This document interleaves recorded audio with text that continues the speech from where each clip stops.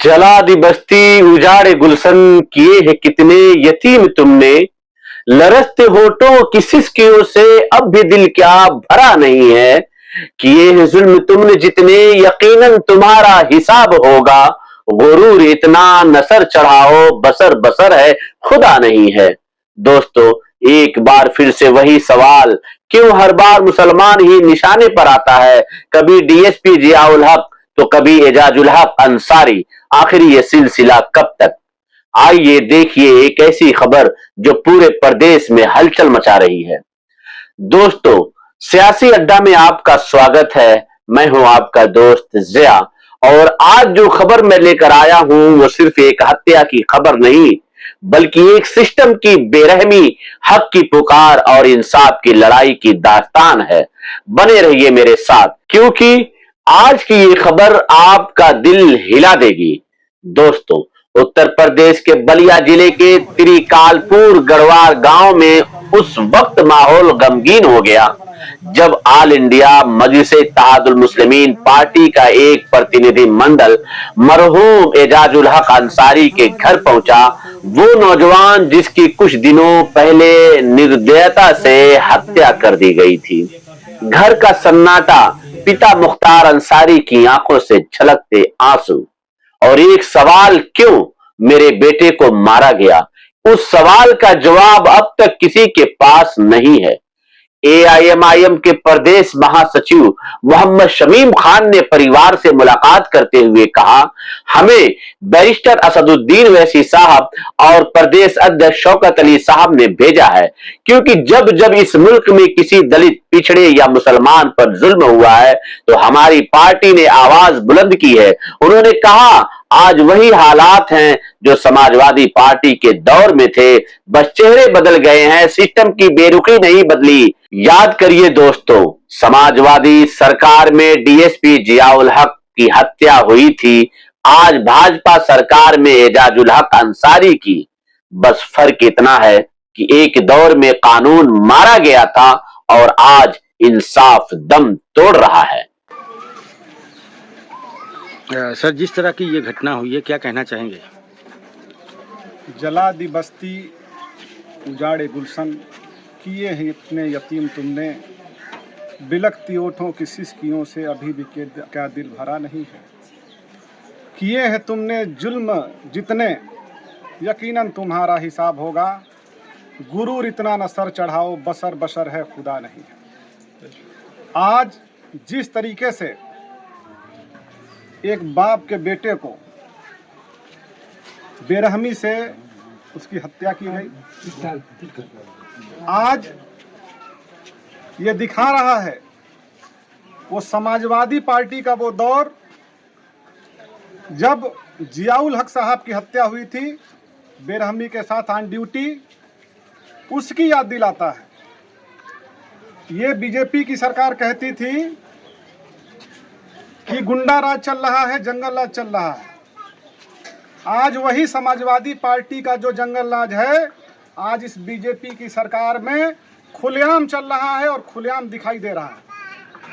अपराधियों में खौफ नाम की कोई चीज रह नहीं गई है। जो जीरो टॉलरेंस की नीति बनाई जा रही थी आज वो जीरो पे पहुंच चुकी है।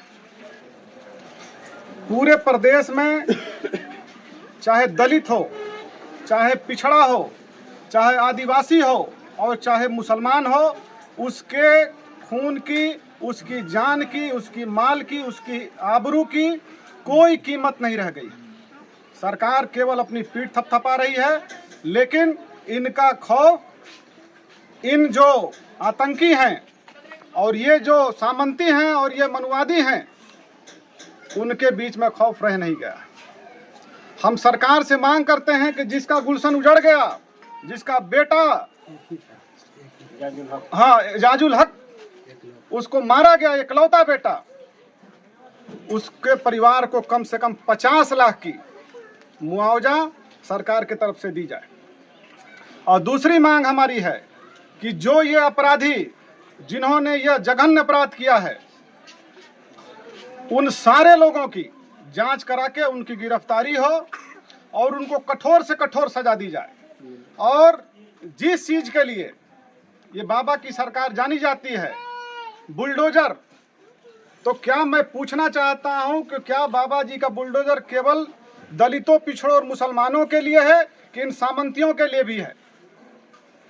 मैं नहीं ये कहता कि आप बुलडोजर जो है उनके ले आके घरों पर चला दीजिए, उनके भी घर में माता पिता हैं, बच्चे हैं। मैं नहीं चाहता कि बुलडोजर, लेकिन अगर यह काम किसी दलित, पिछड़े और मुसलमानों का होता तो पहले बुलडोजर जाके मकान गिराता, उसके बाद जो इस तरह कार्रवाई होती। तो ये दो पक्षीय कार्रवाई, हम बुलडोजर के पक्ष में नहीं हैं, लेकिन अगर बुलडोजर क्या केवल एक विशेष लोगों के लिए आपने बनाया है, तो हमारी मांग है कि इनके साथ न्याय हो, मुआवजा मिले और दोषियों के साथ कठोर कार्रवाई हो।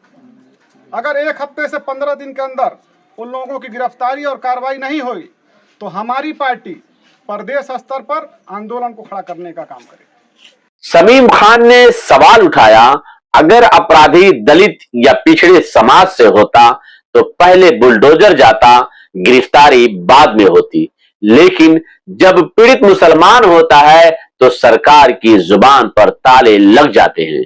उन्होंने मांग रखी कि मृतक परिवार को 50 लाख मुआवजा और एक सरकारी नौकरी दी जाए, क्योंकि एक बेटे की जगह कोई नहीं ले सकता, लेकिन हक और इंसाफ देना सरकार का फर्ज है। दोस्तों, सिर्फ शमीम खान ही नहीं, पार्टी के संयुक्त सचिव मुकुल देशमुख ने भी कहा कि सरकार की जीरो टॉलरेंस पॉलिसी अब मजाक बन चुकी है। राज्य में दलित, पिछड़े और मुसलमानों पर अत्याचारों की बाढ़ आ चुकी है। उन्होंने चेतावनी दी कि अगर अपराधियों पर कार्रवाई नहीं हुई तो प्रदेश व्यापी आंदोलन किया जाएगा। पार्टी के पदाधिकारी होने के साथ साथ हाईकोर्ट के वकील भी है। तो एक सवाल मैं आपसे ये पूछना चाहता हूँ, जैसे कि इनके परिजनों से हमारी बातचीत हुई, इनका परिजनों का कहना ये है कि बीते 28 तारीख की रात जब ये घटना घटित हुई, दूसरे दिन तहरीर दी गई थी, उस समय पुलिस ने इतनी तत्परता नहीं दिखाई।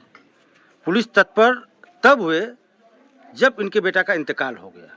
तो पुलिस की ढुलमुल रवैये को आप कैसे देखते हैं, क्या कहना चाहेंगे? वर्तमान सरकार भाजपा की चल रही है, जिसमें दलित, शोषित, वंचित और अल्पसंख्यक समाज, विशेष तौर से अल्पसंख्यक समाज को जो निशाना बनाया जा रहा है, प्रशासनिक तौर पर उनको जो अपराधियों को सुरक्षा दी जा रही है, इसका नतीजा है कि आज इनका लड़के की हत्या हो गई और इस हत्या को किसी भी तरीके से प्रशासन के द्वारा सुरक्षा नहीं दिया गया, न जांच की जा रही है, न हत्यारों को पकड़ा जा रहा है। अगर हत्यारों को नहीं पकड़ा जा रहा है तो हम और हमारी पार्टी विगत 1 हफ्ते के अंदर सड़क पर आंदोलन करने का काम करेगी और इनका मुआवजा जो है 50 लाख, एक सरकारी नौकरी इनकी घर में हम मांग करते हैं। और दोस्तों, कालिका प्रसाद साहब ने बड़ी ही बेबाकी के साथ सरकार पर निशाना साधते हुए कहा कि इस गांव में कोई जाति धर्म नहीं दिखाई देता था और उनका कहना है कि हम लोग नहीं जानते थे कि मुसलमान हिंदू क्या हैं। इस गांव में खुलकर आ गया कि मुस्लिम भी इस गांव में हैं और मुस्लिम की हत्या कराई जा रही है। आइए सुनते हैं उन्होंने और क्या कहा।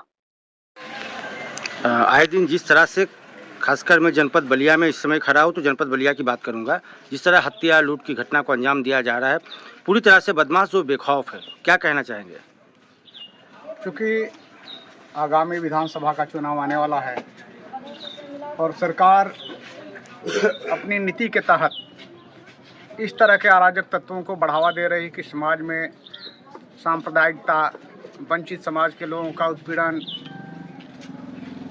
बलात्कार, अपहरण, इस तरह की जघन्य आपराधिक घटनाएं घटित होती रहे, समाज में भेदभाव पैदा होती रहे, लगभग सांप्रदायिकता की स्थिति हर गांव में पैदा हो जाए।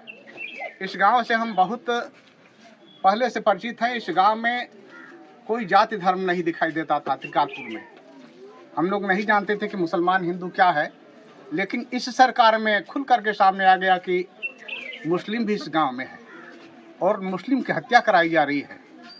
तो इस सरकार की दोहरी नीतियों का यह नतीजा है कि दलित, वंचित और अल्पसंख्यक समाज इस सरकार में निशाने पर हैं और इस सरकार से हम मांग करते हैं कि इन अपराधियों पर अंकुश लगाया जाए और इन पर सख्त से सख्त कार्रवाई की जाए। साथ ही पीड़ित परिवार को मुआवजा राशि और नौकरी की हम मांग करते हैं और इस कांड की घोर निंदा करते हैं। दोस्तों, इस प्रतिनिधि मंडल में पूर्वांचल प्रभारी कालिका प्रसाद, सचिव कार्य जफर अहमद, जिला अध्यक्ष राकेश कुमार गुप्ता, महासचिव महताब आलम और कई अन्य नेता मौजूद रहे, जिन्होंने एक सुर में कहा सरकार का डर खत्म हो चुका है और मनुवादी सोच समाज में जहर घोल रही है। दोस्तों, ये सिर्फ एक हत्या नहीं, ये सियासी चुप्पी का एक आईना है। जहां कभी जियाउल हक जैसे अफसर मारे जाते हैं तो कभी एजाजुल हक जैसे नौजवान नाम बदलते हैं, लेकिन दर्द वही रहता है। आज सवाल ये नहीं कि एजाजुल हक कौन था, सवाल ये है कि अगर एजाजुल हक की जगह कोई और होता तो क्या तब भी सरकार इतनी खामोश रहती? यही वक्त है जब कौम को सोचना होगा, क्या हम हर बार सिर्फ जनाजे उठाते रहेंगे? क्या हर बार इंसाफ की उम्मीद हमें दूसरों से रखनी होगी? क्योंकि अगर आज हम नहीं बोले तो कल कोई और हमारे लिए बोलेगा भी नहीं। दोस्तों, अगर आप भी समझते हैं कि इंसाफ सिर्फ नाम का नहीं, काम का होना चाहिए, तो इस वीडियो को ज्यादा से ज्यादा शेयर करें, ताकि ये आवाज सिर्फ बलिया तक नहीं बल्कि पूरे भारत में गूंज उठे। कमेंट बॉक्स में लिखिए इंसाफ फॉर एजाजुल हक और बताइए, क्या आपको लगता है कि सरकार का बुलडोजर सिर्फ गरीबों और मुसलमानों पर ही चलता है? आपकी एक आवाज किसी मजलूम के लिए हौसला बन सकती है। दोस्तों, कभी किसी के बेटे की आंखों में डर मत देखना, क्योंकि वहां सिर्फ डर नहीं होता, वहां एक सवाल भी होता है, क्या मेरा देश मुझे बचाएगा? याद रखिए, कौम तब तक जिंदा है जब तक उसके नौजवान जागते हैं। मैं हूं आपका दोस्त जिया और आप देख रहे थे सियासी अड्डा, जहां हर खबर सिर्फ खबर नहीं बल्कि हक की आवाज है। बने रहिए मेरे साथ, क्योंकि अगली खबर में जो आने वाला है वो सियासत का नक्शा बदल सकता है। इस रिपोर्ट में बस इतना ही, मिलते हैं अगली खबरों में, तब तक आप अपना ख्याल रखें। शुक्रिया।